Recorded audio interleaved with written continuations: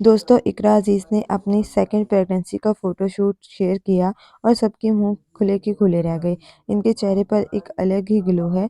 ऐसा लग रहा है जैसे रोशनी खुद इनके साथ हो। पहले किसी को पता ही नहीं था कि वो प्रेग्नेंट है क्योंकि वो अपनी रोज़मर्रा की ज़िंदगी में मसरूफ़ थी। इनके शोज़, घरेलू रूटीन सब कुछ नॉर्मल जैसे ही था। लेकिन जैसे-जैसे फ़ोटोशूट वायरल हुआ, सबकी नज़रें इन पर जम गई हैं। लोग जानना चाहते हैं कि ये प्रेगनेंसी कब से है और इकरा ने ये राज कैसे छुपाया?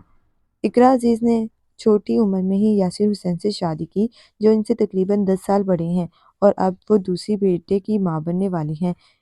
तमाम फैंस इन्हें मुबारकबाद दे रहे हैं और दुआएं कर रहे हैं कि इनकी फैमिली लाइफ खुशियों से भरा हो। इकरा अज़ीज़ वाक़ई बेहद प्यारी लग रही हैं और इनके चेहरे पर एक अलग ही ग्लो नुमाया है।